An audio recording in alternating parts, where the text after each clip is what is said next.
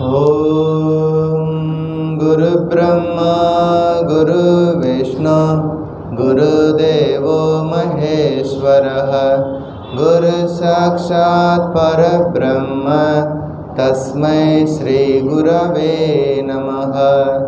ओम स्थापकाय च धर्मस्य सर्वधर्मस्वरूपिणे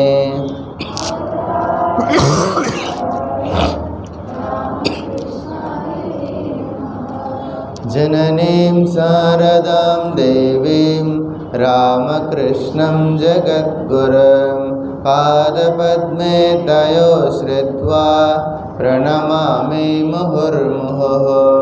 नमः श्रीयतिराजाय विवेकानन्दसूरये सच्चित्सुखस्वरूपाय स्वामिने तापहारिणे। त्वमेव माता च पिता त्वमेव बन्धुश्च त्वमेव विद्या द्रविणं त्वमेव सर्वं मम देवदेव त्वमेव सर्वं मम देवदेव।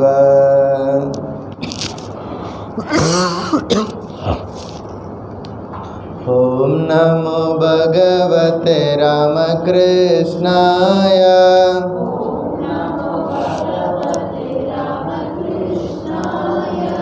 ओम नमो भगवते रामकृष्णाय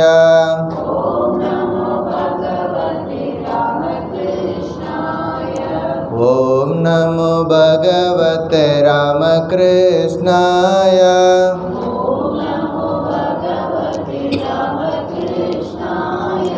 ओम नमो भगवते रामकृष्णाय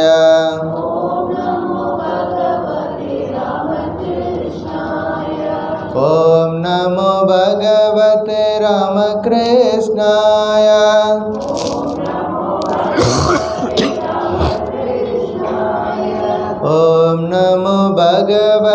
रामकृष्णाय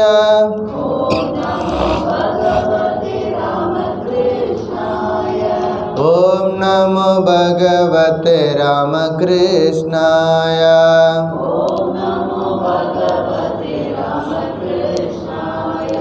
ओम नमो भगवते रामकृष्णाय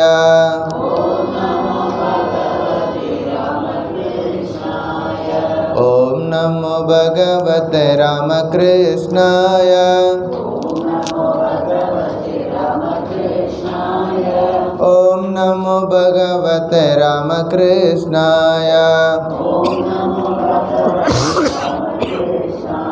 ओम नमो भगवते रामकृष्णाय ओम नमो भगवते रामकृष्णाय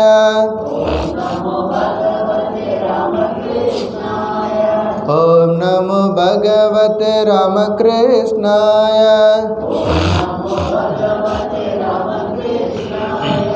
ओम नमो भगवते रामकृष्णाय ओम नमो भगवते रामकृष्णाय। जय रामकृष्ण। शंकरं शंकराचार्यं केशवं बादरायणं सूत्रभाष्य कृतौ वन्दे भगवन्तौ पुनः पुनः। श्रुते स्मृते पुराणानाम् आलयं करुणालयं नमामि भगवत्पादं शंकरं लोकशंकरम्। பகவான் ஸ்ரீ ராமகிருஷ்ணரின் பரிபூர்ணமான திருவருளால் ஆதிசங்கரர் இயற்றிய சாதன பஞ்சகம் என்கின்ற ஒரு மிகச்சிறிய ஒரு நூலை நாம் படிச்சுட்டு வந்துட்டுருக்கோம். அதில் முதல் ஸ்லோகம் வேதோ நித்யமதீயதாம்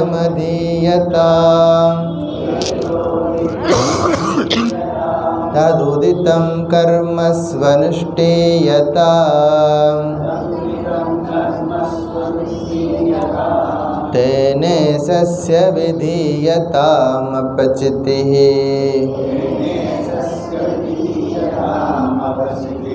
काम्ये मतिस्त्यज्यताम् पापौगपरितूयताम्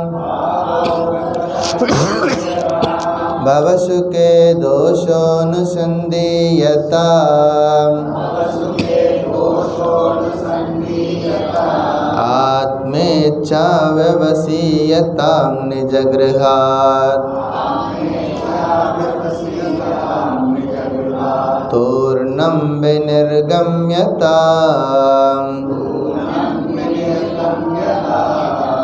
ரெண்டாவது ஸ்லோகம். சங்கசத்சு விதீயதாம் பகவதோ பக்திர் திருடாதீயதாம் சாந்த்யாதி பரிச்சீயதாம் திருடதரம் கர்மாசு சந்தஜ்யதாம் सद्विद्वानुपसृप्यताम् प्रतिदिनं तत्पादुका सेव्यताम् ब्रह्मैकाक्षरमत्यतां श्रुतिशिरः वाक्यं समाकर्ण्यताम्।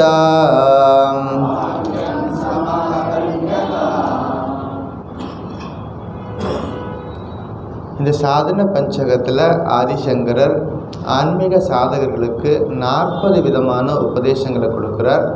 இந்த 2 ஸ்லோகங்களில் 16 உபதேசங்கள். இன்றைக்கு நம்ம பார்க்கக்கூடியது 16வது உபதேசம். அதாவது சமாகர்ணியதாம் ஸ்ருதி சிரஹா வாக்கியம் சமாகர்ணியதாம். இந்த 2 ஸ்லோகங்களில் என்னெல்லாம் சொல்லியிருக்காரு? வேதங்களை நாள்தோறும் ஓத வேண்டும், ஓதாமல் ஒரு நாளும் இருக்க வேண்டாம். ஸோ வேதங்களை தினசரி படிக்கணும். அதில் சொல்லப்பட்டுள்ள கர்மங்களை நன்றாக செய்ய வேண்டும். வேதம் படித்தா மட்டும் பத்தாது, அது எப்படி நமக்கு சொல்லிக் கொடுக்குதோ அதன்படி நம்ம வாழ்க்கையில் காரியங்களை செய்யணும்.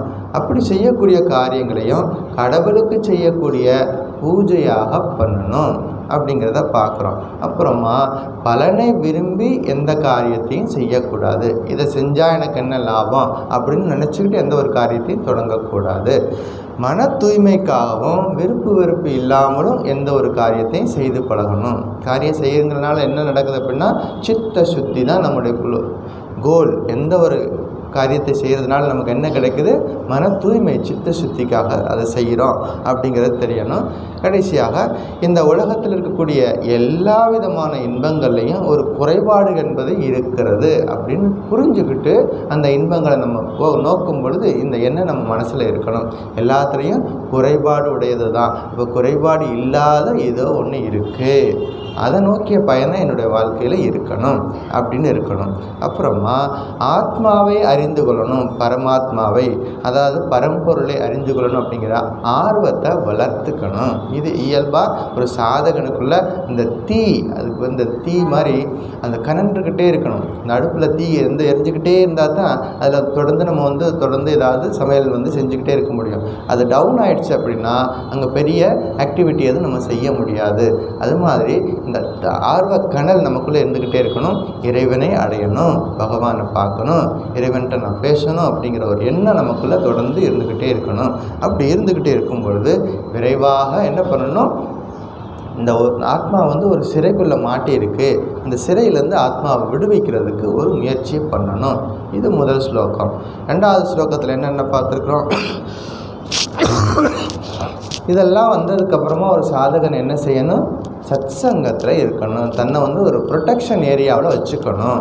இதெல்லாம் இருக்கணும் அப்படின்னா என்ன பண்ணணும்? நம்ம எப்போதும் ஒரு ப்ரொடெக்டட் ஏரியாவில் நம்ம எப்போதும் இருந்துக்கணும். அதுக்கு பேர் தான் சத் சங்கம்னு பேர். நம்ம எப்போதும் சத் சங்கத்தில் இருக்கணும். பகவானிடத்தில் ஆழ்ந்த பக்தியை நம்ம கை கொள்ள வேணும். சத் சங்கத்தில் இருந்தால் மட்டும் பத்தாது, ஆழ்ந்த பக்தி நம்மக்கிட்ட இருக்கணும். மன அடக்கம் முதலான சாதனைகளையும் நம்ம பழகணும்.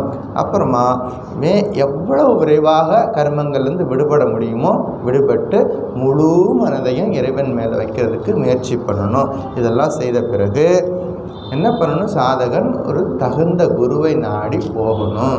குரு எங்கே இருக்காருன்னு கண்டுபிடிச்சு அந்த குருவை நாடி இந்த சாதகன் குருவை நோக்கி போகணும். குருவுக்கிட்ட போயிட்டு அவரை வணங்கணும். குருக்கிட்ட போயிட்டு என்ன பண்ணக்கூடாது?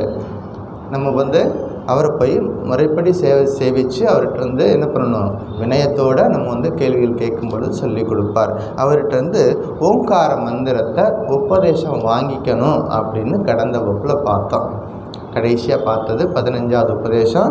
குருவிடம் பணிந்து கேட்டு அவர்கிட்ட ஓங்கார மந்திரத்தை அல்லது பரம்பொருள் தத்துவத்தை பற்றி அவர்கிட்ட கேட்கணும் அப்படின்னு சொல்லியிருந்தோம். இன்னைக்கு 16வது உபதேசம். ஸ்ருதி சிரஹ வாக்கியம் சமாகர்ணியதா.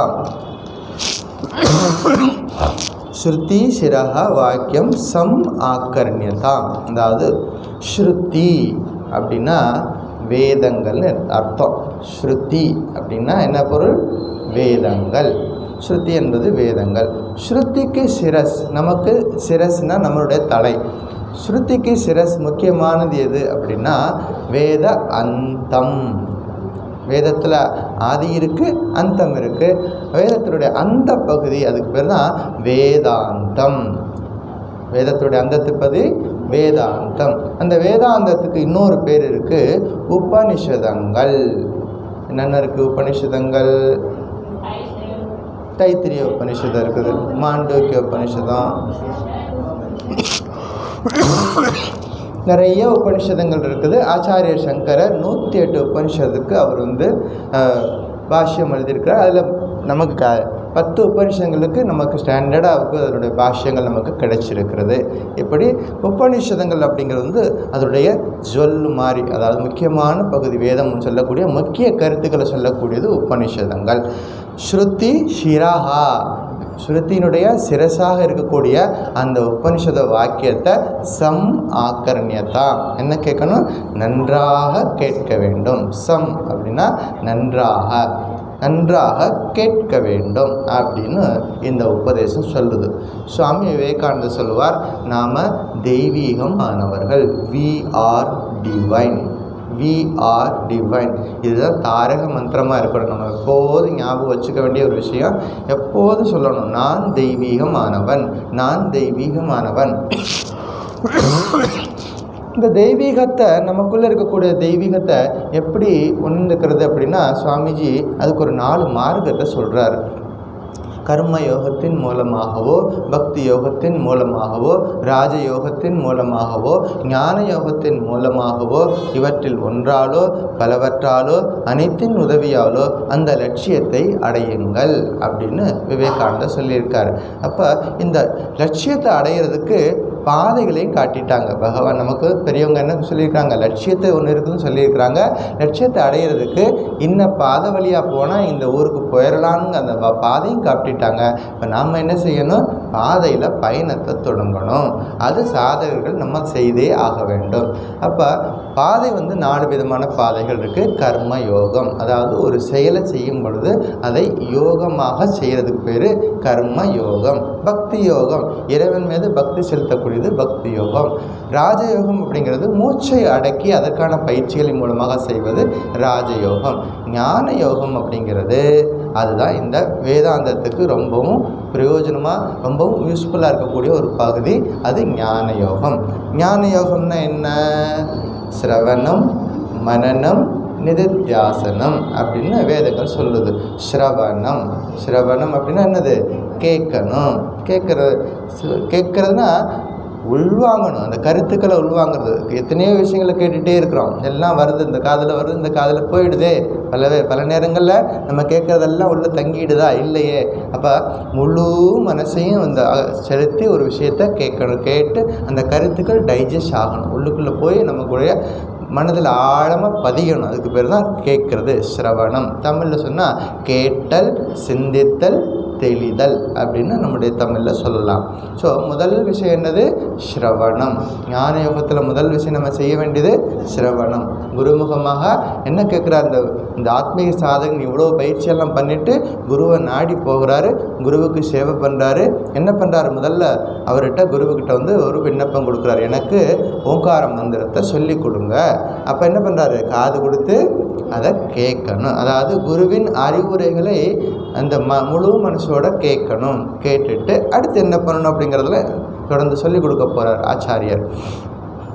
சிரவணம் அப்படிங்கிறது குருவின் வாக்கியில் நம்பிக்கை வச்சு அந்த கருத்தை கேட்கணும்.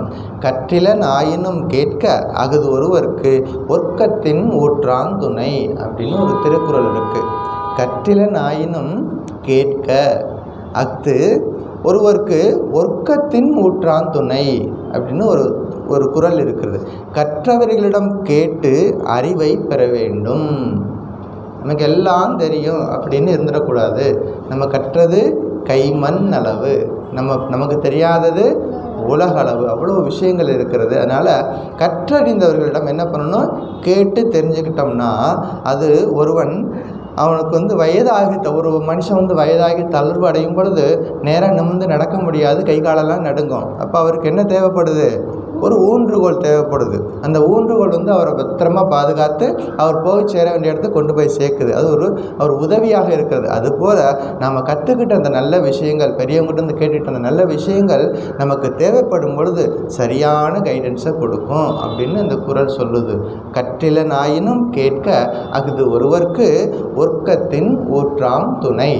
ஸோ இவ்வளோ விஷயங்கள் ஸ்ரவணத்தில் இருக்கிறது. இதை பற்றியில் ரொம்ப டீப்பாக படிக்க போகிறோம் அடுத்தடுத்த ஸ்லோகத்தில். இன்றைக்கி ஒரு சின்ன இன்ட்ரடக்ஷன் கொடுத்துட்டு போயிடுறேன். அடுத்தது மனனம். மனனம் அப்படின்னா வேத உபனிஷத கருத்துக்களை என்ன பண்ணணும்? தெரிஞ்சுக்கணும். குருமுகமாக ஒரு உபதேசத்தை கேட்டதுக்கப்புறமா அதில் வரக்கூடிய சந்தேகங்களை குருவுக்கிட்ட கேட்டு தெளிவு பெறணும். அதுக்கு பேர் மனனம். இப்போ நமக்கு ஒரு விஷயத்தை சொல்லி கொடுக்குறாங்க, ஒரு புரியலை அப்படின்னா என்ன பண்ணணும்? அப்படியே இருந்துடக்கூடாது. நமக்கு புரியலைன்னா தெரிஞ்சவங்ககிட்ட கேட்டு அந்த கிளாரிட்டி நமக்கு வரணும். கேட்டு அதை கிளியர் பண்ணிக்கணும். சந்தேகத்தை தெளிவுபடுத்திக்கிறதுக்கு பேர் மனனம். மூணாவது விஷயம் நிதித்தியாசனம். கேட்ட விஷயங்களை சந்தேகம் இல்லாமல் கேட்ட அந்த விஷயங்களை என்ன பண்ணணும்? தொடர்ந்து சிந்தனை பண்ணணும். சிந்தனை பண்ணி அதன் மயமாக நம்முடைய வாழ்க்கை அமைகிறது. அதுதான் தியானம்னு பேர். தியானம், அதுக்கு பேர் நிதித்தியாசனம். இப்படி கேட்டல், சிந்தித்தல், தெளிதல், இதை பற்றின விஷயங்கள்லாம் இருக்கிறது. ஸோ வேத காலத்தில் ஒரு மகரிஷி இருந்தார். அவர் பேர் யாக்ஞவல்கியர்னு பேர். ஒரு மகரிஷி, அவர் பேர் யாக்ஞவல்கியர்.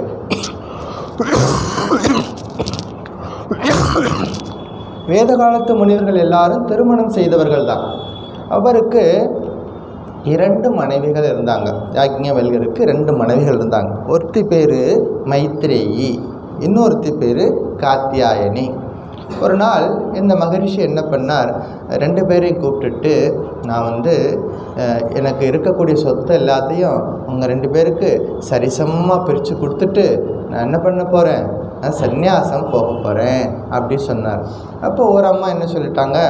ரொம்ப நல்லது, போயிட்டு வாங்க அப்படின்னு சொல்லிட்டு என்ன பண்ணாங்க? எனக்கு குடிக்கக்கூடிய என்னுடைய பகுதியை கொடுத்துருங்க, நீங்கள் நல்லபடியாக போயிட்டு வாங்க அப்படின்னு சொல்லிட்டு டாட்டா சொல்லிட்டாங்க. இன்னொரு அம்மா என்ன பண்ணாங்க? மைத்ரேயின்னு அவங்க என்ன பண்ணாங்க? இல்லை அது என்னது, நீங்கள் என்ன இதெல்லாம் விட்டுட்டு இவ்வளோ சொத்தெல்லாம் விட்டுட்டு நீங்கள் போகிறீங்க அப்படின்னா இதை விட ஏதோ ஒன்று இருக்குது, இதை விட ஒரு பெரிய பொருள் இருக்குது, இதை விட அரிதான ஒரு விஷயத்தை தேடி போகிறதுனால நான் இதை விட்டுட்டு போகிறீங்க அப்படின்னா எனக்கு அதை பற்றி சொல்லுங்கள்.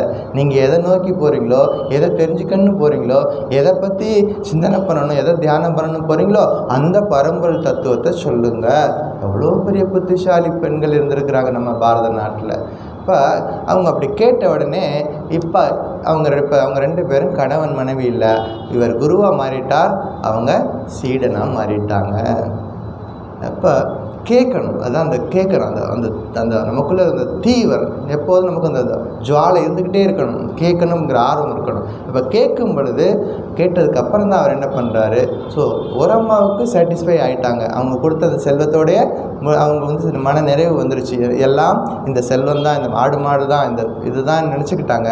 இன்னொரு அம்மா என்ன பண்ணிட்டாங்க, இதையும் கடந்த ஒரு வாழ்க்கை இருக்குது அப்படிங்கிறத புரிஞ்சுக்கிட்டாங்க. அப்போ அவர் என்ன பண்ணுறாரு, உபதேசம் பண்ண ஆரம்பிக்கிறார். இவர் குருவாக இருந்து, அவர் அங்கே மனைவியும் கிடையாது, இவர் குருவாக இருக்கிறார், அங்கே சிஷ்யனாக இருந்து அவருக்கு உபதேசம் பண்ணுறார். என்ன சொல்கிறார், ஆத்மாவா அரே திரஷ்டவ்யா. எடுத்தவொடனே என்ன சொல்கிறாரு, ஆத்மா வந்து நம்ம வந்து என்ன பண்ண, நம்ம கண்ணால் பார்க்கணும். ஆத்மாவாரே திரஷ்டவ்யா ஸ்ரோத்தவ்யோ மந்தவ்யோ நிதித்தியாசித்தவ்யா அப்படின்னு சொல்கிறாரு. ஸ்ரோத்தவ்யோ மந்தவ்யோ நிதித்தியாசித்தவ்யா. என்ன பண்ணணும், முதல்ல ஆத்மாவை பற்றி கேட்கணும். இப்போ நம்ம பார்த்தோமா இல்லையா, ஸ்ரவணம். ஸ்ரவணம் என்னது, கேட்கறது. ஆத்மாவை பற்றி முதல்ல கேட்கணும். முன்னம் அவள் நாமம் கேட்டாள். எங்கேயோ கேட்ட மாதிரி இருக்கு, நம்முடைய பக்தி இலக்கியங்களில் இருக்கிறது. மூர்த்தி அவன் இருக்கும் வண்ணம் கேட்டாள், இதெல்லாம் இருக்குது. அப்போ முதல்ல பரம்பொருள் தத்துவத்தை கேட்கணும். கேட்டதுக்கப்புறமா என்ன பண்ணணும், மந்தவ்யா, கேட்ட விஷயங்களை தொடர்ந்து சிந்தனை பண்ணணும். அதுக்கப்புறமா அதையே தியானம் பண்ணணும் அப்படின்னு இந்த யாக்ஞவல்க்யர் சொல்லி கொடுக்குறாரு. ஸ்ருதி சிரஹா வாக்கியம் சம் ஆக்கர்ணியதாம் அப்படின்னு. ஸோ உபனிஷதங்களுடைய முக்கியமான மைய கருத்து அப்படின்னா, ஜீவாத்மா பரமாத்மா ரெண்டும் ஒன்று தான் அப்படின்னு சொல்லுது. உபனிஷதங்கள் என்ன சொல்லுது, ஜீவாத்மா வேறு பரமாத்மா வேறு கிடையாது. நாம் நினச்சிக்கிறோம் பரமாத்மா வேறன்னு, அப்படி கிடையாது. ஜீவாத்மாவும் பரமாத்மாவும் ஒன்று தான் அப்படின்னு சொல்லுது. அந்த ஒன்றுபட்ட நிலையை நம்ம அனுபவத்தில் கொண்டு வரணும் அப்படின்னா, இதை பற்றி நமக்கு தெரியாமல் இருந்தது. இப்போ உபநிஷதம் நமக்கு சொல்லி கொடுத்துருச்சு, நான் ஜீவாத்மாவும் பரமாத்மாவும் ஒன்று தான் சொல்லி கொடுத்ததுக்கப்புறமா என்ன பண்ணணும், அந்த பகவத்தோ பக்திர் திருடாதீயதா, பகவான் மேலே பக்தியோடு அந்த என்ன பண்ணணும், அதை நோக்கி நம்ம பயணம் இருக்கணும். இப்போ உபநிஷதங்களில் நம்ம அடுத்து நம்ம பார்க்கக்கூடிய விஷயங்கள் என்ன பண்ணுது, குருட்ட போய் அந்த சீடன் போய் சேர்ந்துட்டாரு, சேவை பண்ணிட்டாரு, ஓங்கார மந்திரத்தை உபதேசம் வாங்கிட்டாரு. இப்போ அவர் வந்து ஏதோ ஒன்று சொல்லி கொடுக்க போகிறார். என்னது, ஸ்ருதி சிரஹா வாக்கியம். ஸ்ருதி சிரக வாக்கியத்தை சொல்லி கொடுக்க போகிறாரு. அதை நல்லா கேட்கணும்னு சொல்லிட்டு இன்றைக்கி நம்ம பார்க்குறோம். இப்போ ஸ்ருதி சிரக வாக்கியம் அப்படின்னா, வேத காலத்தில் உபதேசங்களை நீண்ட உபதேசங்களாக சொல்ல மாட்டாங்க, சுருங்க சொல்லி விளங்க வைப்பார்கள். அதுதான் வந்து அதுக்கு பேர் மகா வாக்கியம் அப்படின்னு பேர். அதாவது சின்ன வார்த்தை கிடையாது, மகா வாக்கியம் அப்படின்னா. மகா வாக்கியம்னா நம்ம நினைப்போம் பெரிய 2 கிலோமீட்டர் தூரத்துக்கு மகா வாக்கியம், அப்படி கிடையாது. என்னது, பேர் மகா வாக்கியம், அதில் இருக்கிறது சின்ன சென்டென்ஸு தான் இருக்கும். அதுக்குள்ளே அவ்வளோ பொட்டென்ஷியல் இருக்குது, அவ்வளோ விஷயங்கள் இருக்குது அந்த மகா வாக்கியத்தில். அப்போ நிறைய மகா வாக்கியங்கள் இருந்தாலும் அதில் பிரதானமாக 4 முக்கியமான மகா வாக்கியங்கள் இருக்கிறது. இதெல்லாம் புரிஞ்சு வச்சுக்கணும். இதெல்லாம் வந்து நம்ம வாழ்க்கையில் தெரிஞ்சு வச்சுக்கணும். 4 வேதங்கள் நமக்கு இருக்கிறது. 4 வேதங்களுக்கு 4 மகா வாக்கியங்கள் இருக்கிறது. இது ஞாபகம் வச்சுக்கணும். எத்தனை வேதங்கள் இருக்குது, என்னென்ன வேதங்கள் இருக்குது, அத்தரவண வேதம்னு சொல்லிட்டு 4 வேதங்கள் இருக்கிறது. 4 வேதத்துக்கு 4 மகா வாக்கியங்களே இருக்கிறது. 4 மகா வாக்கியங்களில் முதல்ல வர்றது தத்துவமசி, தத்து துவம் அசி, தத்துவமசி. ரெண்டாவது அகம் பிரம்மாஸ்மி, அகம் பிரம்ம அஸ்மி, நான் அந்த பிரம்மமாக இருக்கிறேன். தத்து துவம் அசி, நீ அதுவாக இருக்கிறாய். அப்படி அயம் ஆத்மா பிரம்ம, இந்த ஆத்மா பிரம்மம். அப்புறம் பிரஜானம் பிரம்ம அப்படி சொல்லிட்டு இந்த 4 மகா வாக்கியங்கள் நமக்குள்ள நம்முடைய வேதங்களில் இருக்குது. 4 மகா வாக்கியங்களில் முதல்ல ஒரு மகா வாக்கியத்தை பற்றி இன்றைக்கி பார்ப்போம். தத்து துவம் அசி, தத்துவம் அசி. என்ன சுவாமி, என்னவோ சொல்கிறீங்களே, கண்ணை கட்டி காற்றுல விட்ட மாதிரி இருக்கே, தத்துவமசின்னா என்ன, தத்துவமசின்னா என்ன புரியலையே. சின்னதாக ஒரு குட்டி கதை சொல்கிறேன். அப்போ தத்துவமசின்னா என்னென்னு உங்களுக்கு புரிஞ்சிடும். தத்துவமசி அதாவது 2 ராஜா இருந்தாங்க. ஒரு நாட்டில் ஒரு ராஜா பரிபாலனம் பண்ணிகிட்ருக்கார். இன்னொரு நாட்டில் இன்னொரு ராஜா நாட்டை பரிபாலனம் பண்ணிகிட்ருக்கார். அந்த எதிரி நாட்டு ராஜா என்ன பண்ணுறார், காத்துக்கிட்டே இருக்கார். இந்த நாட்டு ராஜா எப்போ வீக்காக இருப்பான்னு கண்டுபிடிச்சிட்டு அந்த நேரம் பார்த்து போருக்கு வர்றதுக்காக தயாராக இருக்கிறார். அதை கரெக்டாக பார்த்துக்கிட்டே இருக்கிறார். கரெக்டாக இவர் எப்போ வீக்காக இருக்காருன்னு பார்த்துட்டு பெரும் படையோடு படை திரட்டிட்டு இந்த நாட்டு மேலே போருக்கு வர்றார். போருக்கு வர்றாங்க. இவங்க எதிர்பார்க்கவே இல்லை. திடீர்னு மிகப்பெரிய சேனை வந்துட்டதுனால இவங்களால எதிர்த்து போரிட முடியலை. எல்லாரும் அந்த மந்திரிகள்லாம் வர்றாங்க, இராணுவ வீரர்கள்லாம் வர்றாங்க. எல்லோரும் ஆலோசனை பண்ணுறாங்க, முடிவு பண்ணுறாங்க. நம்மக்கிட்ட இருக்கிறதோ குறைவான மிலிட்ரி ஃபோர்ஸு, அவங்க வந்திருக்கிறதோ நம்ம விட பல மடங்கு அதிகமாக வந்திருக்கிறாங்க. இவங்களை எதிர்த்து சண்டை போட்டு ஜெயிக்கிறது அப்படிங்கிறது இம்பாசிபிள் அப்படின்னு ஒவ்வொருத்தரும் நெகட்டிவாக சொல்லிக்கிட்டே இருக்கிறாங்க. இருந்தாலும் முயற்சி பண்ணி போராடுன்னு சொல்லிட்டு போராடிக்கிட்டு இருக்காங்க. அப்போ போராட்டத்தில் நிறைய பேர் இவங்க சைடெல்லாம் இறந்து போகிறாங்க. ஒரு கட்டத்தில் கம்ப்ளீட்டாக அவன் ஆல்மோஸ்ட் கேப்சர் பண்ணுற அளவுக்கு வந்துட்டான். இப்போ ராஜாவுக்கு 2 ஆப்ஷன் தான் இருக்குது. ஒன்று, அந்த சண்டையில் அவர் முழுவதும் போரிட்டு அங்கேயே இறந்து போகிறது, அல்லது தப்பிச்சு போகணும். இந்த 2 ஆப்ஷன் தான். அப்போ மந்திரி என்ன சொன்னார், ராஜாவை பார்த்து, நீங்கள் எங்காவது தப்பிச்சு போயிடுங்க. நீங்கள் உயிரோடு இருந்தீங்கன்னா நிச்சயமாக நீங்கள் திரும்பி இந்த நாட்டை திரும்ப ராஜ்யத்தை காப்பாற்ற முடியும். அதனால் நீங்கள் எப்படியாவது தப்பிச்சு போயிடுங்க அப்படின்னு சொல்கிறார். அந்த ராஜா என்ன பண்ணார், வீட்டுக்கு போனார், மனைவியை கூப்பிட்டார். அந்த மனைவி நிறைமாத கர்ப்பிணியாக இருக்கிறார்கள்.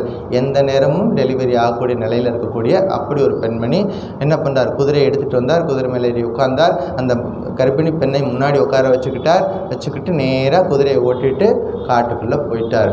இந்த ராஜா நாட்டை விட்டு வெளியில் போனது யாருக்கும் தெரியாது, ஒரே ஒருத்தரை தவிர அவருடைய மந்திரி. அவருக்கு மட்டும்தான் தெரியும் ராஜா தப்பிச்சு போயிருக்கார். மற்ற எல்லாருக்கும் என்ன தெரிஞ்சது, ராஜா போரில் இறந்து விட்டார் அப்படின்னு நினச்சிக்கிட்டு இருக்காங்க. இவர் தப்பிச்சு காட்டுக்குள்ளே போயிட்டார். காட்டுக்குள்ளே ரொம்ப தூரம் போகிறார். இவர் குதிரை போகிறத பார்த்துட்டாங்க எதிரி நாட்டு படைகள். இவரை பின்தொடர்ந்து மறுபடியும் போகிறாங்க. என்னாச்சு, இவருக்கு அங்கேயும் பிரச்சனை இருக்குது. இவரை பின்தொடர்ந்து விரட்டிக்கிட்டே போகிறாங்க. இந்த ராஜா முடிவு பண்ணிட்டார், இப்படியே போயிட்டு இருந்தோம்னா நிச்சயம் நமக்கு மரணம் உண்டு. ஏன்னா அவருக்கு பின்னாடி ஆயிரக்கணக்கான குதிரைகள் வருது, நிச்சயமாக பிடிச்சிடுவாங்க, நம்மளை நிச்சயமாக கொன்னுடுவாங்க. அதனால் எப்படியாவது இந்த மனைவியை காப்பாற்றணும். முக்கியமாக மனைவியோட வயிற்றில் இருக்கக்கூடிய அந்த குழந்தையை காப்பாற்றணுங்கிறத அவர் முக்கியமாக இருக்கார். உடனே காட்டுக்குள்ளே போயிட்டுருக்கார். ஒரு இடத்துல ஒரு குடிசை இருக்கிறது. மனைவி கிட்ட சொன்னார், உன்னை நான் இங்கே இறக்கி விட்டுறேன், நீங்கள் போய் அடைக்கலம் ஆயிக்கோ, என்னை நிச்சயமாக கொன்னுடுவாங்க, நீ என்னை பற்றி கவலைப்படாத, நீ எப்படியாவது குழந்தையை பெற்றெடுத்து அந்த குழந்தையை வளர்த்து ஆளாக்கி நம்ம இழந்து போன ராஜ்யத்தை நம்ம திரும்பவும் பெறணும், அதுக்கு நீ தான் முயற்சி பண்ணணும்னு சொல்கிறாரு. அந்த அம்மா எவ்வளவோ முயற்சி பண்ணுறாங்க. இல்லை நான் உங்கள் கூடவே வரவே, நான் இறந்து போகிறேன், உங்கள் கூடவே இருக்குன்னு எல்லாம் சொல்கிறாங்க. அப்புறம் மறுபடியும் அவருக்கு புத்திமதியால் சொல்லி அந்த அம்மாவை அந்த குடிசை வீட்டு முன்னாடி இறக்கி விட்டுட்டு ராஜா கொஞ்சம் தூரம் போகிறார். படைகள் பின்தொடர்ந்து போனாங்க. ராஜாவை அடித்து கொன்னுட்டாங்க. இந்த அம்மா உள்ளுக்குள்ளே கதவை தட்டுறாங்க. அந்த குடிசைக்குள்ளே 2 வயதான தாத்தா பாட்டிங்க இருக்கிறாங்க, ஒரு கணவன் மனைவி இருக்கிறாங்க, அவங்களோட குழந்தைகள் இருக்கிறாங்க. இது அவங்க சின்ன ஃபேமிலி. அந்த வேடர் குடிசை இருக்குது. அவங்க வேடுவ தொழில், காட்டுக்குள்ளே வேடர்கள், அவங்க வேட்டை தொழில் செய்கிறவங்க. அப்போ நடுராத்திரியில் போய் கதவை தட்டுறாங்க. இவங்க கதவை திறந்து உள்ளே போயிட்டு அடைக்கலம் கொடுக்குறாங்க. கொஞ்சம் நேரம் ஆகுது. 1 நாள் 2 நாளில் அந்த அம்மாவுக்கு சுகப்பிரசவம் ஆகுது. ஆனால் பிரசவத்தில் குழந்தை பிறந்துருச்சு, தாய் இறந்து போயிடுறாங்க. என்னாச்சு, அந்த குழந்தை பிறந்த உடனே தாயை இழந்துருச்சு. அப்போ அந்த குழந்தைய இப்போ யார் வளர்க்கணும், அந்த வேட தம்பதிகள் தான் வளர்க்கணும். அந்த சின்ன பையன் அந்த வேட குடும்பத்தில் பிறக்கிறான்.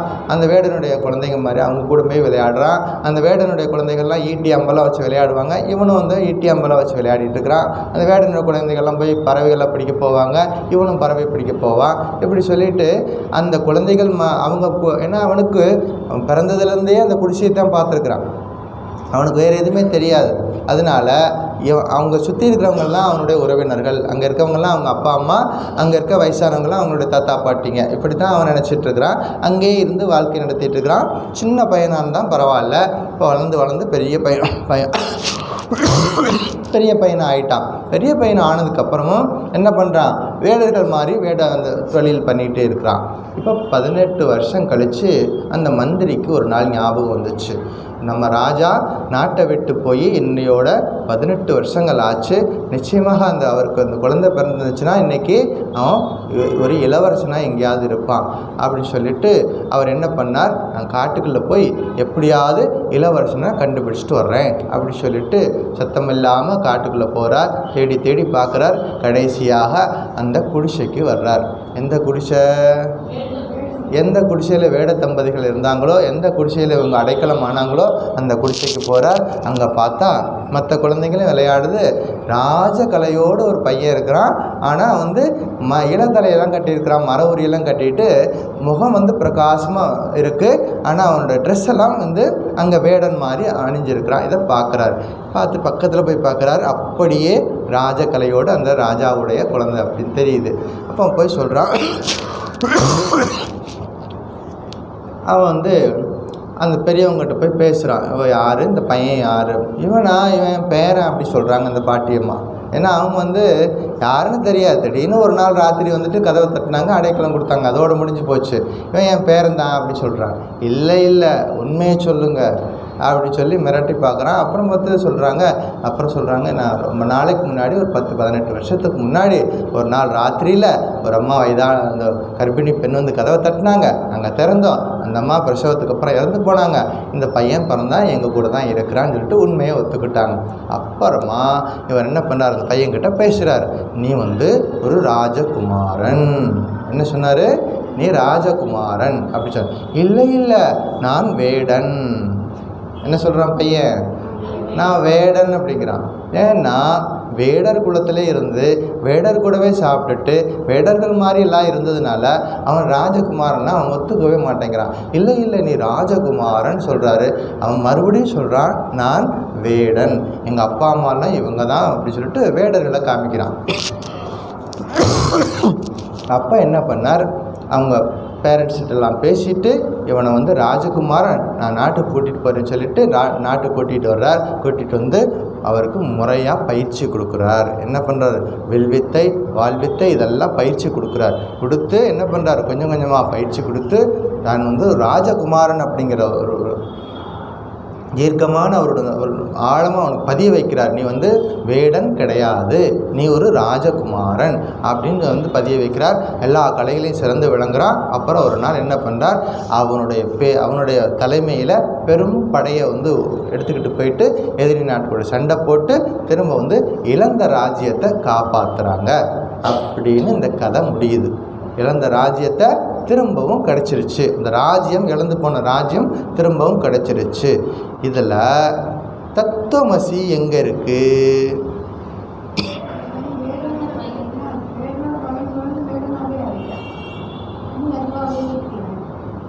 வேடன் கூட்டத்தில் இருந்ததுனால நான் வேடனாக நினச்சிட்டு இருந்தான்.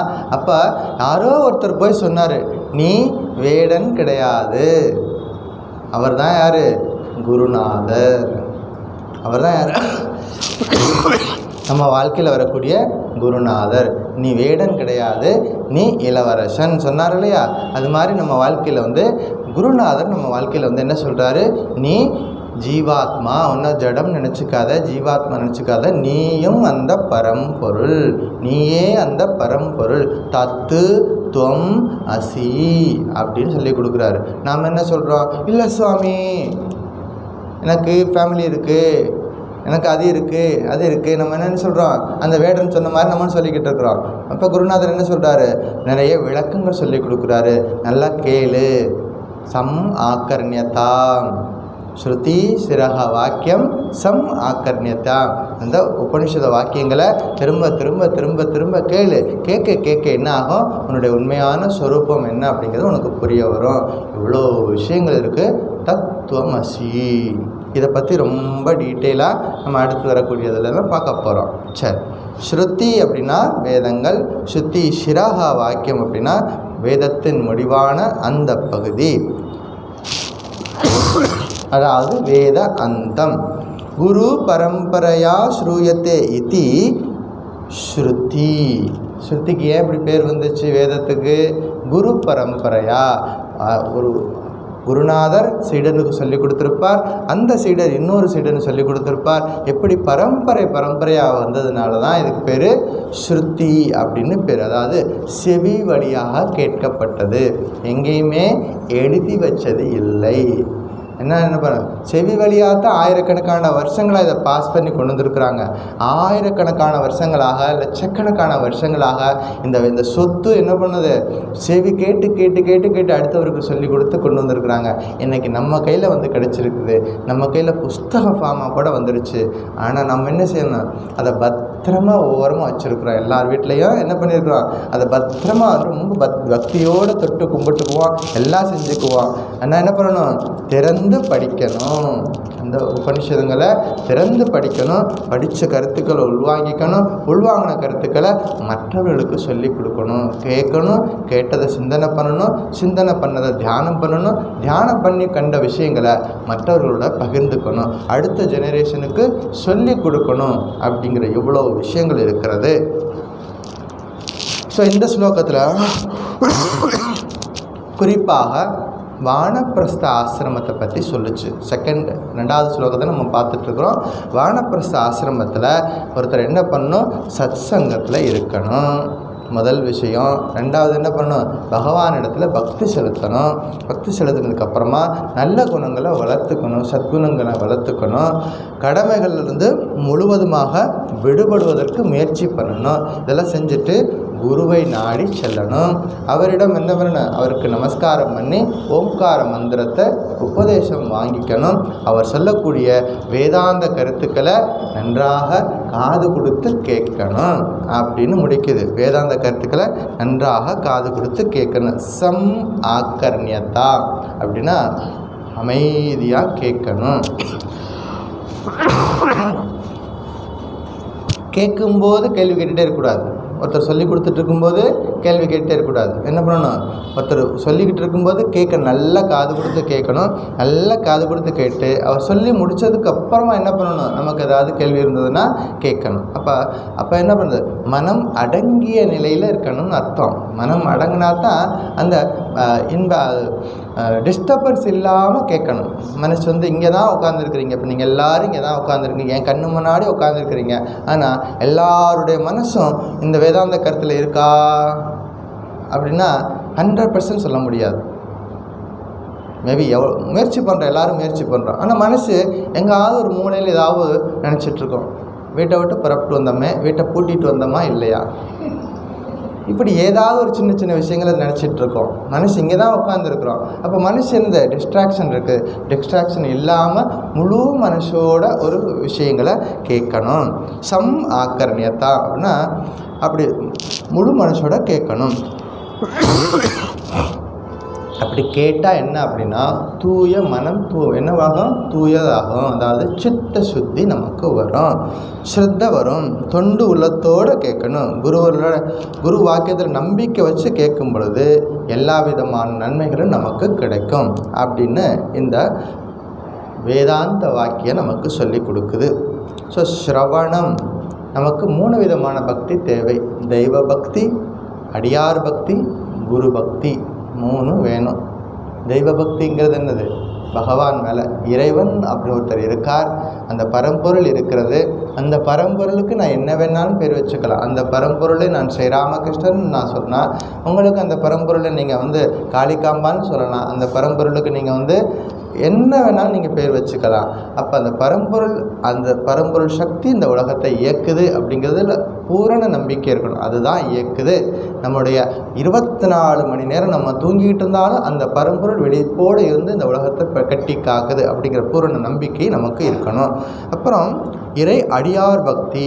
யாரெல்லாம் வந்து மகான்கள், இந்த நாட்டில் தோன்ற ரிஷிகள், அவர்களுக்கெல்லாம் நம்ம என்ன பண்ணணும், அவர்கள் மேலே பக்தி செலுத்துறது எப்படி அப்படின்னா இந்த கருத்துக்களை நம்ம நல்லா உள்வாங்கணும். இந்த வேதம் சொல்லக்கூடிய கருத்துக்களை உள்வாங்கி அதன்படி நம்ம வாழ்க்கை நடக்கணும். அடுத்தது யார் நமக்கு வந்து நம்முடைய உண்மையான இயல்பை சொல்லி கொடுக்குறாங்களோ அவருக்கு பேர் தான் குருநாதர். அந்த குருநாதர் மேலேயும் நமக்கு நம்பிக்கை இருக்கணும், பக்தியோடு இருக்கணும். ஏற்கனவே சொல்லியிருக்கேன், குருநாதரை மனிதராக பார்க்க கூடாது. ரொம்ப முக்கியமான விஷயங்கள். நம்மளை போல மனிதர்களாக தான் இருப்பார்கள், நம்மளை போல சாப்பிடுவாங்க, நம்மளை போல உறங்குவாங்க, எல்லாம் செய்வார்கள். ஆனால் அவர்களை மனிதனாக பார்க்கக்கூடாது. அவர்கள் இறைவனின் அம்சம். இறைவனால் நமக்கு என்ன பண்ணுறாங்க, நமக்கு காட்டி கொடுக்குறாங்க. இறைவன் இதோ உன் இஷ்ட தெய்வம் அப்படின்னு சொல்லிட்டு நமக்கு காட்டி கொடுக்குறவங்க, கருணையோடு நமக்கு வழிகாட்டுறதுக்கு வந்திருக்கிறாங்க. அப்படின்னா அந்த நம்பிக்கையோட குருநாதரை நம்ம அணுகணும் அப்படிங்கிறது. வேத காலத்தில் ஒரு நிகழ்ச்சி, இந்த சிரவணத்துக்கு இன்னொரு நிகழ்ச்சி இருக்குது, அதையும் சொல்கிறேன். சிரவணம் அப்படின்னா, வேத காலத்தில் ஒரு முனிவர் இருந்தார். அவர் பேர் தௌமிய ரிஷின்னு பேர். இந்த முனிவருக்கு பேர் தௌமியர்னு ஒரு முனிவர். அவர் ஒரு குருகுலம் வச்சிருக்கிறார். அந்த குருகுலத்தில் நிறைய மாணவர்கள் படிச்சுட்ருக்குறாங்க. அந்த குருகுலத்தில் ஒரு பாஞ்சால தேசத்துலேருந்து ஒரு ராஜகுமாரன் ஜாயின் பண்ணான். அவனு படிக்கிறதுக்காக குருகுலத்துக்கு வர்றான். அவன் பேர் ஆருணி. அவன் பேர் என்னது? ஆருணி. இந்த குருகுலத்தில் அவனும் படிக்க வர்றான். அந்த குருநாதர் பேர் தௌமியர், அந்த பையன் பேர் ஆருணி. ஸோ ஒரு நாள் என்ன பண்ணுறார் குருநாதர், வழக்கமாக காலையில் எழுந்தவுடனே இந்த ஆசிரமங்கள்லாம் ரெகுலர் ரொட்டீன் இருக்கும். காலையில் அவர்களுக்கு 4 மணிலேருந்து ஆரம்பிச்சிடும். காலையில் எத்தனை மணிக்கு எழுந்திருக்கணும்? பறவைகள்லாம் எழுந்திருக்கிறதுக்கு முன்னாடி பறவைகள் எழுப்புறதுக்கு இவங்க இப்போ எழுந்திரிச்சிருவாங்க. பறவைகள் சரியாக நீங்கள் வேணால் நோட் பண்ணி பாருங்கள், சரியாக 4 மணிக்கு டான்னு எழுத்துரும். எந்த பறவையும் உட்காந்து அலாரம்லாம் வச்சிட்ருக்காது. நம்மளை மாதிரி அலாரம் வச்சு ஒரு அடி அடிச்சுட்டு தூங்காது. எல்லா பறவைகளும் என்ன பண்ணும், சரியாக 4 மணிக்கு எல்லா பறவைகளும் எழுந்துக்கும். அப்போ ஆசிரமங்கள்லாம் ஒரு ரொட்டீன் இருக்கும். ஃபிக்ஸடு டைமுக்கு எழுந்துக்கிறது, ப்ரேயர் குறித்த நேரத்துக்கு ப்ரேயர், குறித்த நேரத்துக்கு உணவு எடுத்துக்கிறது, குறித்த நேரத்துக்கு இந்த வேலைகள்லாம் செய்கிறது, இப்படி ஒரு நியமங்களோடு இருக்கும் இந்த ஆசிரமம் அந்த குருகுலத்தில் வாழ்க்கையில். அப்போது ஒரு நாள் இந்த தௌமிய மகரிஷி அந்த குழந்தைகளெல்லாம் பாடம் சொல்லி கொடுத்துட்ருக்கார். குருகுலத்தில் சீடர்கள்லாம் முன்னாடி உட்காந்துருக்கார். வேத வாக்கியங்களை வேதாந்தங்களை சொல்லி கொடுத்துட்ருக்கார். அப்போ திடீர்னு ஒரு வானத்தில் பெரிய மேக கூட்டங்கள் வருது, இடி இடிக்குது, மழை பெய்யுது, வெறும் மழை பெய்யுது. அப்போ யாரோ ஒருத்தர் ஓடி சொன்னார், சுவாமி நம்ம தோட்டத்து வயலில் நிறைய தண்ணி வந்துருச்சு, மடையெல்லாம் உடச்சிக்கிட்டு உள்ளே போகுது, பயிர்கள்லாம் நாசமாயிடும், அதனால் யாரையாவது அனுப்பி நீ என்ன பண்ணுங்க, அந்த மடையெல்லாம் உடைஞ்சிடாமல் அடைச்சி வச்சுருங்க அப்படின்னு ஒரு தகவல் சொல்லிட்டு போகிறாங்க. அப்போ இவர் பார்க்குறார், யாரை போய் தேடுறது, அந்த நேரத்தில் மழை பெஞ்சிட்ருக்கு. உடனே என்ன பண்ணார், ஒரு பின்னாடி உட்காந்துரு சீடனை பார்த்தார். ஆருணி இங்கே வா அப்படின்னார். அவன் சின்ன பையன் உட்காந்து படிச்சுட்ருக்கான், வேதம் படிச்சுட்ருக்கான். நேராக தோட்டத்துக்கு போயிட்டு அங்கே நிறைய தண்ணியெல்லாம் உள்ளே வருதான், அதை உடனே போய் அதை அடைச்சிடு, மழையை அடைச்சிடு அப்படின்னு உபதேசம் கொடுக்குறாரு. அவருக்கு ஒரு வேலை கொடுக்குறாரு. ஆருணி என்ன பண்ணுறாரு, சரி குருநாதா அப்படின்னு சொல்லிட்டு என்ன பண்ணுறாரு, உடனே ஒரு மண்வெட்டி எடுத்து தோலில் போட்டுட்டு நேராக இங்கே போனார், வயலுக்கு போகிறார். வயலுக்கு போய் பார்க்குறாரு, பெரும் வெள்ளம் என்ன பண்ணுது, வயலுக்குள்ளே எங்கே பார்த்தாலும் வெள்ளமாக இருக்குது. காட்டு அவருங்க முக்கிய பயிர்கள் இருக்கிறதுக்கெலாம் வெள்ளம் வந்துருச்சு. இவர் என்ன பண்ணுறாரு, சின்ன பையன், இவனால் எவ்வளவு மண்வெட்டி எடுத்து போட முடியும், வெட்டி போட்டுக்கிட்டே இருக்கான். மண்ணை வெட்டி எடுத்து போட்டே இருக்கான். எவ்வளோ போடுறானோ அதை போல் 10 மடங்கு தண்ணி வெளியில் வருது, அதெல்லாம் அடிச்சுட்டு போகுது. காலையிலிருந்து சாயங்காலம் வரைக்கும் குருநாதர் சொல்லிட்டார், எனக்கு இந்த வேலை கொடுத்துருக்கிறார், நான் இதை செய்தே ஆகணும் அப்படின்னு சொல்லிட்டு முழு ஈடுபாட்டோட அந்த வேலை பண்ணிக்கிட்டே இருக்கான். மண்ணை வெட்டி போட்டுகிட்டே இருக்கான், அந்த தண்ணி அடித்து போயிட்டே இருக்குது.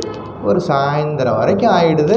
இவனும் களைச்சி போயிட்டான், சின்ன பையன் களைச்சி போயிட்டான். இதுக்கு மேலே அவனால் மண் வெட்டியும் போட முடியலை. முடிவு பண்ணிட்டான், குருநாதர் எனக்கு ஒரு வேலை கொடுத்துருந்தார், அந்த வேலையை நான் சரியாக செய்யலை, இதுக்கு மேலேயும் இந்த உடல் உயிரோடு இருந்து பிரயோஜனம் இல்லை. எவ்வளோ ஒரு நம்பிக்கை, குரு வாக்கியத்தில் நம்பிக்கை. குருநாதர் எனக்கு ஒரு வேலை கட்டளை போட்டிருக்கார், அதை நான் சரியாக செய்யலை, செய்து முடிக்கலை, இதுக்கு மேலே இந்த உடலை நான் வச்சிருக்கணுமா, தேவையில்லை, என்னால் இதை அடைக்க முடியல. அப்போ ஒரு முடிவு பண்ணுறார், நானே போய் படுத்துக்கிறேன், எங்கே உடைப்பிருந்து தண்ணி வருதோ அந்த இடத்துல நானே போய் படுத்துக்கிறேன்னு சொல்லிட்டு என்ன பண்ணுறான், போய் அந்த சின்ன பையன் அந்த உடைப்பு இருக்கிற இடத்துல போய் ஏறி படுத்துக்கிட்டான். படுத்த உடனே என்னாச்சு, அவனுடைய தவ வலிமை, சக்தி, பிரம்மச்சரிய சக்தி, குருநாதருடைய ஆசீர்வாதம் இதெல்லாம் சேர்ந்து எவ்வளோ பெரிய வெள்ளம் வந்துச்சு. அப்படியே ஸ்டாப், அப்படியே நிற்கிது. ஆச்சரியம். இதுதான் ஆச்சரியம். அது வரைக்கும் காலையிலேருந்து சாயந்தரம் வரைக்கும் மண்வெட்டி போட்டு போட்டு பார்த்தான், எதுவுமே கட்டுப்படி ஆகாதது. இப்போ ஏறி படுத்துட்டான், என்னாச்சு, அப்படியே நிற்கிது. யாரோ வந்து கையை பிடிச்சி இறுக்க பிடிச்சிட்டா நம்ம எங்கே நடக்க முடியாதுல்ல, அது மாதிரி தண்ணீர் அப்படியே நிற்கிது. இதான் அந்த அப்படியே தழும்பி நிற்கிது வயல் முழுவதும். கீழே வராமல் இவன் பார்த்துட்ருக்குறான், இவன் படுத்துருக்குறான். சாயந்தரம் வரைக்கும் ஆச்சு. குருநாதர் ஈவினிங் ப்ரேயருக்கு எல்லோரும் வந்து உட்காடுறாங்க. ப்ரேயர்லாம் முடியுது. அப்போ பார்க்குறாரு, யாரோ ஒருத்தனை பையனை காணுமே, எங்கே அந்த ஆருணி அப்படின்னு கேட்குறாரு. எங்கே ஆருணி அப்படிங்கிறார். அப்போ ஒரு பையன் சொல்கிறான், குருநாதா நீங்கள் தான் இன்றைக்கி காலையில் எங்கே அனுப்புனீங்க, வயலில் ஒரு உடைப்பு இருக்குது, அவனை அடைக்கிறதுக்காக அந்த அனுப்புனீங்களே. அப்போ தான் குருநாதருக்கு ஞாபகம் வந்தது, அடடே ஒரு சின்ன பையனை காலையில் அனுப்பி வச்சோம், என்ன ஆச்சோ ஏதாச்சோ என்ன நடந்ததுன்னு தெரியலையே சொல்லிட்டு உடனே என்ன பண்ணுறாங்க, தீப்பந்தங்கள்லாம் எடுத்துக்கிட்டு எல்லா மாணவர்களையும் கூப்பிட்டுட்டு குருநாதர் என்ன பண்ணுறார், காட்டுக்கு போகிறார், வயலுக்கு போகிறார். வயலுக்கு போயிட்டு கூப்பிடுறார், ஆருணி எங்கே இருக்க, ஆருணி அப்படின்னு சொல்லிட்டு அந்த குருநாதர் அந்த சீடனோட பேரை சொல்லி கூப்பிட்றாரு. ஆருணி ஆருணி கூப்பிட்டுட்டே இருக்கார். அப்போ அவன் பையன் குரல் வருது, குருநாதா நான் இங்கே இருக்கேன் அப்படிங்க. எங்கே இருக்கேன், என்ன இது என் காலு பக்கத்தில் சத்தம் கேட்குது அப்படின்னு கீழே குனிஞ்சு பார்க்குறாரு. அவன் காலு பக்கத்தில் அவன் படுத்துருக்கிறான். அப்போ என்ன பண்ணிகிட்ருக்க அப்படின்னு கேட்குறாரு. அவன் முழு கதையும் சொல்கிறான். இதுதான் நடந்தது, காலையிலேருந்து நான் எவ்வளவோ முயற்சி பண்ணேன், என்னால் இந்த மழையை அடைக்க முடியலை, அதனால் நானே படுத்துக்கிட்டேன். எவ்வளோ பெரிய காரியம் பண்ணிட்டேன் நீயே. ஏன்னா ஒரு நாள் முழுவதும் தண்ணியில் படுத்திருந்தா என்ன ஆகும், ஜுரம் வந்து உடம்பு சரியில்லாமல் போயிடும்.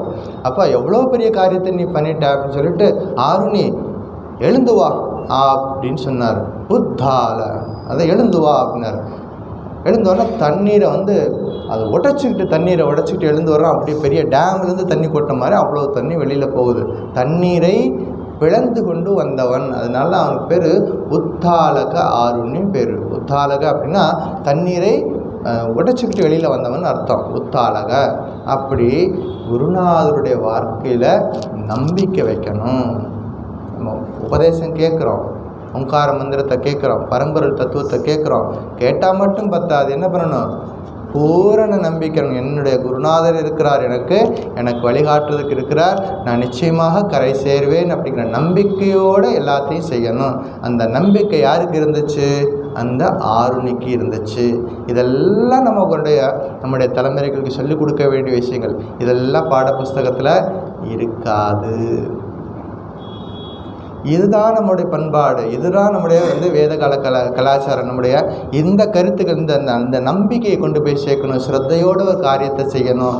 இது போன்ற விஷயங்களை அடுத்த தலைமுறைக்கு சொல்லி கொடுக்கணும். பெரியவங்க மேலே நம்பிக்கை வைக்கிறது, பெரியவங்க மேலே மரியாதை நடத்துறது, இதெல்லாம் சொல்லி கொடுத்தாச்சுன்னா தேவையில்லாத எத்தனையோ ப்ராப்ளம் எல்லாம் சால்வ் ஆகிடும். இந்த பேசிக் விஷயங்களில் நம்ம அதிகமாக கவனம் கொடுத்துட்டோம்னா எல்லாம் சரியாகிவிடும். அறம் செய்ய விரும்பு, இங்கேயோ கேட்ட மாதிரி இருக்குது. நம்ம எப்பயோ படிச்சிருக்கிறோம், ப்ரைமரியில் முதல்ல ஸ்கூலுக்கு போன உடனே நம்ம சொல்லிக் கொடுக்குறது அறம் செய்ய விரும்பு, ஆறுவது சினம், இயல்வது கரவே. நல்லா இருக்குது, கேட்குறதுக்கு நல்லா இருக்குது. என்ன பண்ணியிருக்கிறான், அன்னைக்கு படித்ததோடு சரி. அதுக்கப்புறமா என்னாச்சு, பெரிய பெரிய படிப்பெல்லாம் படிச்சுட்டோம், பெரிய பெரிய வேலையெல்லாம் பார்த்தாச்சு, பெரிய பெரிய போஸ்டிங்கெல்லாம் வந்துருச்சு, பெரிய பெரிய நிர்வாகமெல்லாம் பார்த்தாச்சு. எதில் கோட்டை விட்டுட்டோம், அந்த சின்ன விஷயத்தை இன்னைக்கு வரைக்கும் நம்ம ஃபாலோ பண்ணணுங்கிறத மறந்துட்டோம். அறம் செய்ய விரும்பு. எதுக்கு விரும்பணும், அடுத்தவங்க சொத்தை சேர்த்துக்கிறதுக்கு விரும்பக்கூடாது. அறம் நல்லது செய்கிறதுக்கு விரும்பணும். எவ்வளோ பெரிய தத்துவம், ரெண்டு சொல்லி கொடுத்துருக்காங்க. அது மாதிரி தான் இந்த உபனிஷத்தில் வரக்கூடிய இனி நம்ம பார்க்கக்கூடிய விஷயங்களும் என்னது, மகா வாக்கியம்னு பேர். இந்த மகா வாக்கியங்களும் இது மாதிரி தான் சொல்ல கொடுக்குது. என்ன உயர்ந்த விஷயங்களை எளிமையாக சொல்லிக் கொடுக்க போகுது. இவ்வளோ விஷயங்கள் இருக்கிறது. அதாவது வேதாந்தத்தை கேட்குறதுக்கு முதல்ல நம்மக்கிட்ட என்ன வேணும், சிரவணம். அந்த சிரவணத்தின் மூலமாக என்ன கிடைக்குது, நான் அந்த பரம்பொருள் அப்படிங்கிறத முதல்ல சொன்ன கதை மூலம் பார்த்தோம். அதாவது தத்து துவம் அசி. அந்த ராஜகுமாரன் தான் ராஜகுமாரன் இல்லை அப்படின்னு தெரியாமல் இருந்தால் அவனுக்கு குருநாதர் சொல்லி கொடுத்ததுனால அங்கே தத்துவம் அசிங்கிறது புரிய வருது. குரு உபதேசத்தை கேட்கும் பொழுது நம்பிக்கையோடு கேட்கணும். நம்பிக்கையோடு கேட்டு குரு சொல்கிறத அப்படியே ஃபாலோ பண்ணணும். அப்படிங்கிறதுக்கு இந்த ஆருண்யோட உதாரணம். குரு சொல்லிக் கொடுக்கக்கூடிய விஷயங்கள் என்ன பண்ணணும்? கம்ப்ளீட்டாக கேட்டுட்டு அதில் கொஞ்சம் கூட எடிட் பண்ணக்கூடாது. குருநாதர் சொல்லிக் கொடுத்த விஷயங்களை அப்படியே ஃபாலோ பண்ணணும் அப்படிங்கிறது தான் இந்த முக்கியமான விஷயங்கள். ஸோ நவவித பக்தின்னு சொல்லுவாங்க. அதாவது 9 விதமான பக்தி. அதில் முதல்ல வர்றதே ஸ்ரவணம் தான். என்னது? ஸ்ரவணம். யாருக்கு தெரியும்? நவவித பக்தி. ஸ்ரவணம், கீர்த்தனம், விஷ்ணோகோ ஸ்மரணம்.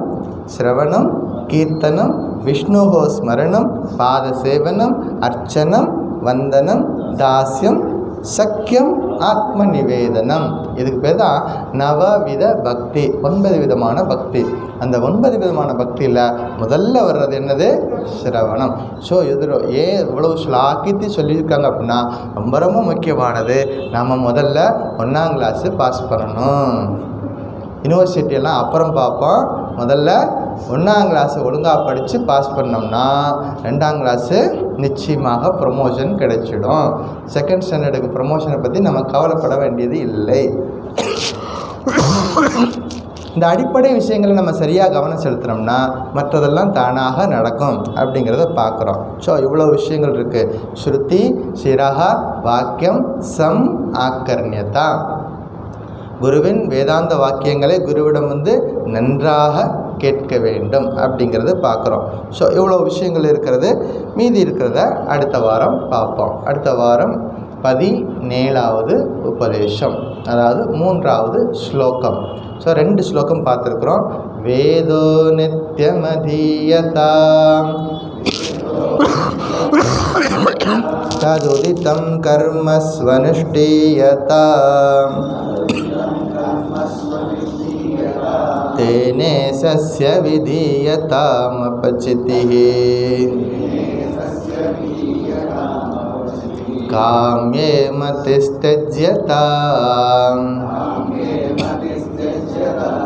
பாபோக பரிதூயதாம் பவசுகே தோஷோனுசந்தீயதாம்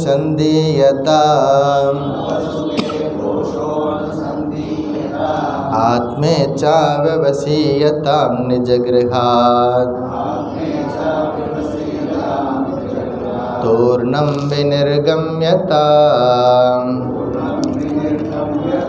சங்கத்சத்சு விதீயதாம்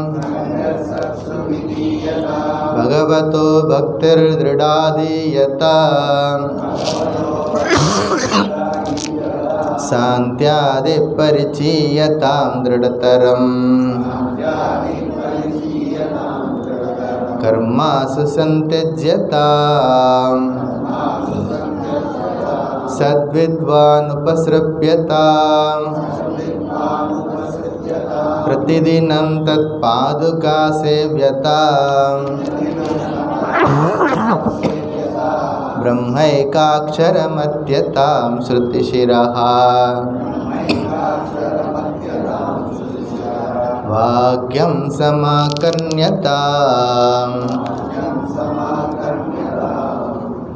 இந்த மாதம் என்ன மாதம்?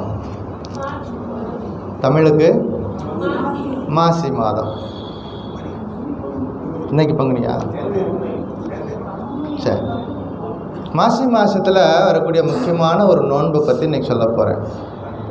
நேற்று ஒரு நோன்பு வந்துச்சு, காரடை நோன்பு. இதை பற்றி விவேகானந்தர் சொல்லியிருக்கார்.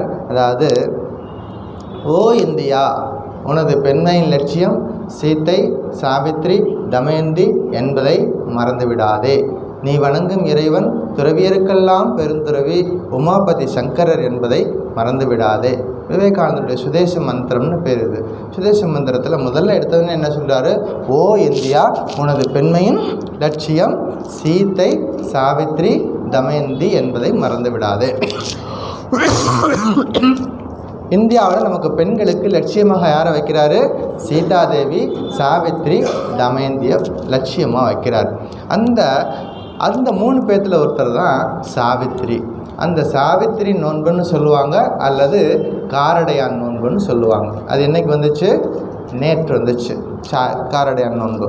அதாவது மத்திர ராஜ்யம் அப்படின்னு ஒரு ராஜ்யம், அந்த ராஜ்யத்துக்கு அஸ்வபத்தின்னு இப்போ ஒருத்தர் மன்னர் இருக்கார், அவருடைய மகள் பேர் தான் சாவித்திரி. அதே மாதிரி ஜுமத்சேனன்னு சொல்லிட்டு ஒரு அரசன் இருக்கான், அவனுடைய பையன் பேர் சத்தியவான். என்ன பண்ணுறாங்க? சத்தியவான், சாவித்திரி.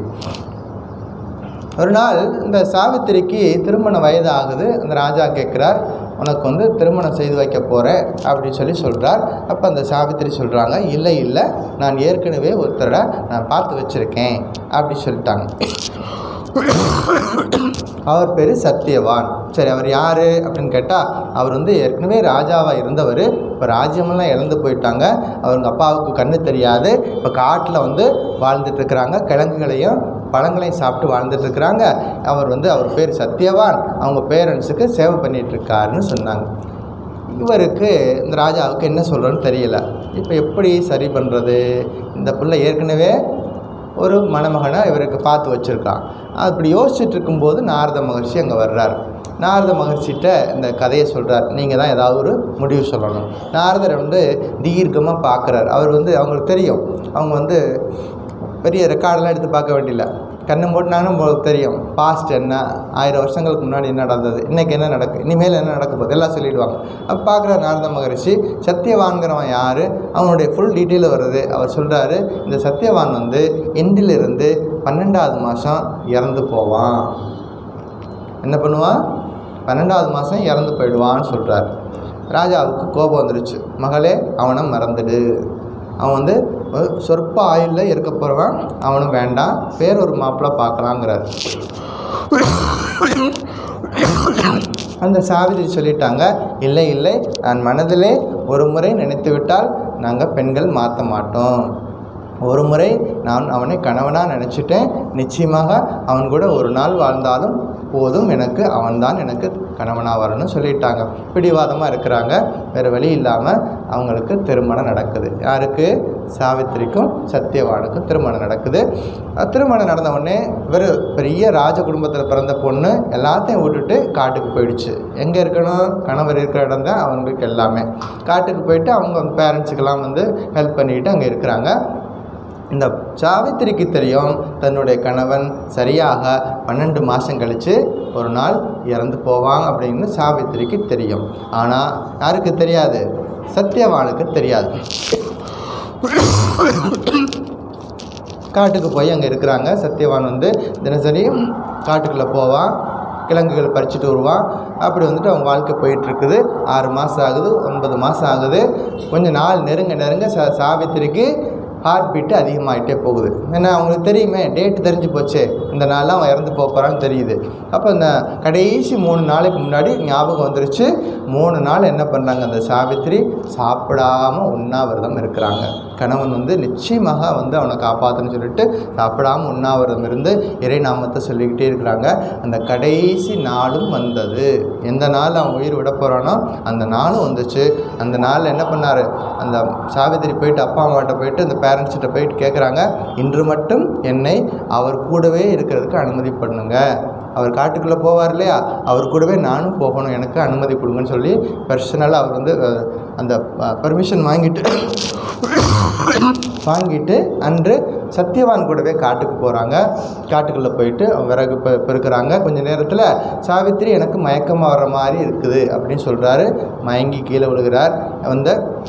கணவனை தூக்கி மடியில் வச்சுட்டு உட்காந்துருக்கிறா. கொஞ்சம் நேரம் கழித்து பார்த்திங்கன்னா ஆழ்ந்த பெருமூச்சு விடுகிறான். அப்படியே சத்தியவான் உயிர் போயிடுது. கொஞ்சம் நேரம் கழித்து யார் வருவா? யமதூதர்கள் வந்துடுவாங்க. அவங்க தான் டைமு கரெக்டாக வந்துடுவாங்க. முன்னாடியே வரமாட்டாங்க, பின்னாடி வரமாட்டாங்க, கரெக்டாக டைமுக்கு வந்துடுவாங்க. என்ன பண்ணுறாங்க? தூதர்கள்லாம் பார்க்குறாங்க. அந்த சாவித்திரி மடியில் கணவன் படுத்திருக்கிறான். சுற்றி நெருப்பு வளையம் இருக்கிறது. அந்த யமதூதர்கள் உள்ளே போய் அந்த உயிரை எடுத்துகிட்டு போக முடியலை. உள்ளே சுற்றி என்ன இருக்குது? ஃபயர் வால். அவ்வளோ கற்பு வாய்ந்த பெண்மணி சாவித்திரி. அதை சுற்றி நெருப்பு வளையத்துக்குள்ளே இவங்களால போக முடியலை. இவங்க எல்லாரும் திரும்ப போயிட்டு யமலோகத்துக்கு போயிட்டு யமதர்மன்ட்ட சொல்லிட்டாங்க, எங்களால் அங்கே போக முடியலை, அங்கே ஒரு நெருப்பு வளையம் இருக்கிறது. அப்படியா, நானே போகிறேன் அப்படின்னு சொல்லிட்டு யார் வர்றாரு? யமதர்மனே வர்றாரு. வந்துட்டு அவர் அந்த நெருப்பு வளையத்தை உள்ளே உடைச்சிட்டு உள்ளே போயிட்டு சாவித்திரிகிட்ட சொல்கிறார், பெண்ணே ஏன் அழுதுகிட்டே இருக்கிற? மனிதர்கள் பிறந்தால் இறப்பது உறுதி, அதனால் இவனை நான் கூட்டிகிட்டு போகிறேன், விட்டுடு அப்படின்னு. சரி எடுத்துகிட்டு போங்க அப்படின்னு சொல்லிட்டு விட்டுறா. அவன் எடுத்துகிட்டு போகிறான். பின்னாடியே யார் போகிறா? சாவித்திரி நடந்து போகிறான். பின்னாடியே பார்த்தா சத்தம் கேட்டுகிட்டே இருக்குது. பெண்ணே நீயே என்ன பின்தொடர்ந்து வருகிறாய் அப்படின்னு கேட்குறாரு யமதர்மன். இவர் சொல்கிறாரு, நான் வீட்டுக்கு திரும்பி போகணுன்னு தான் நினைக்கிறேன், ஆனால் என் மனசு பூரா இங்கே தான் இருக்குது, அதனால் என்னால் போக முடியலை அப்படின்னு மறுபடியும் சொல்கிறான். அப்போ பார்க்குறான், உறுதியை பார்க்குறான். அந்த பெண்ணுடைய உறுதியை பார்க்குறாரு. சரி, இவ்வளோ உறுதியாக இருக்கிற, நீ ஏதாவது வரம் கேளு, நான் தர்றேன், அதை வாங்கிட்டு வீட்டுக்கு போயிடு அப்படி சொல்கிறார். சரி, என்ன வரம் கேட்கணும்? என்னுடைய மாமனாருக்கு இழந்த கண் பார்வை கிடைக்கணும். சுற்றி முதல்ல என்ன பண்ணுறாங்க? என்னை சுற்றி இருக்கிற சமுதாயம் நல்லா இருக்கணும், நான் மட்டும் நல்லா இருக்குன்னு நினைக்கல அந்த அம்மா. என்னுடைய மாமனாருக்கு இழந்த கண் பார்வை கிடைக்கணும். தந்தேன் அப்படின்ட்டார் யமதர்மன். வீட்டுக்கு போ, அவருக்கு கண் பார்வை கிடைச்சிடும். கொஞ்ச நேரம் கழித்து யமதர்மன் போயிட்டே இருக்கிறார். மறுபடியும் காலடி சத்தம் கேட்குது. திரும்பி பார்க்குறார். அந்த பெண் அழுதுகிட்டே வந்துக்கிட்டே இருக்கிறா. சாவித்ரி, இன்னும் ஏன் அழுதுகிட்டே வந்துட்டுருக்கிற? வீட்டுக்கு போ அப்படிங்கிறார். இல்லை, என்னுடைய உடம்பு தான் நடந்து வந்துக்கிட்டு இருக்கு, என் உயிர் அங்கே தான் இருக்குது. எங்கே இருக்குது? நீங்கள் கூட்டிகிட்டு போகிறீங்களே உயிர், அதுக்குள்ளே தான் என் உயிர் இருக்குது, அதனால் வேறு வழி இல்லை, நான் அது வர்றேன். இப்போ மறுபடியும் பார்க்குறா யமதர்மன். பார்க்குறார். சரி, இன்னொரு வரம் கேளு, ஏதாவது வரம் கேளு, அதை வாங்கிட்டு வீட்டுக்கு போயிடு அப்படின்னு சொல்கிறாரு. அப்போ கேட்குறாங்க, என்ன கேட்குறாங்க? ரெண்டாவது வரம், என்னுடைய மாமனார் இழந்த ராஜ்யம் திரும்பவும் கிடைக்கணும். எங்கள் அப்பா அதனால தானே சொன்னார், அந்த பையனை கல்யாணம் பண்ணிக்காத, அவன் ராஜ்யம் இல்லாதவன் சொன்னார் இல்லையா? அப்படி இருக்கக்கூடாது, எங்கள் மாமனார் இழந்த ராஜ்யம் திரும்ப உங்களுக்கு வரணும்னு சொல்கிறார். சரி தந்தேன் அப்படின்னார். ரெண்டாவது வரமும் கிடச்சிருச்சு. சந்தோஷமாக போயிடுவான்னு நினச்சிட்டு பார்த்தா கொஞ்ச நேரம் கழித்து மறுபடியும் போயிட்டுருக்காரு. மறுபடியும் காலடி சத்தம் கேட்குது.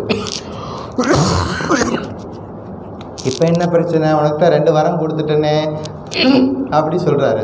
மறுபடியும் பார்த்தா இந்த பொண்ணு திரும்ப போயிட்டே இருக்குது. இன்னொரு வரம் கேளு அப்படிங்க சொல்கிறார். 3வது வரம், என்னக்கு வரம் கேட்டால் தெரியுமா? அதாவது என்னுடைய மாமனாருடைய ராஜ்யத்தை என்னுடைய கணவருடைய சந்ததிகள்லாம் ஆட்சி பண்ணணும் அப்படின்னு கேட்டார். அப்போ யமதர்மன் ஹாஹான்னு சிரிக்கிறான்.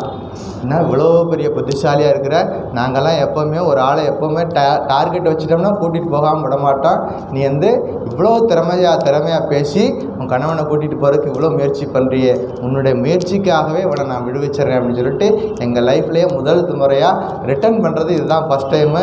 எப்போவுமே நாங்கள் ரிட்டர்ன் பண்ண மாட்டோம், இதுதான் முதல் முறையாக என்ன பண்ணுறேன், உனக்கு ரிட்டர்ன் பண்ணி கொடுத்துறேன், எடுத்துகிட்டு போ அப்படின்னு சொல்லிட்டு கணவனை கூட்டிகிட்டு போகிறாங்க.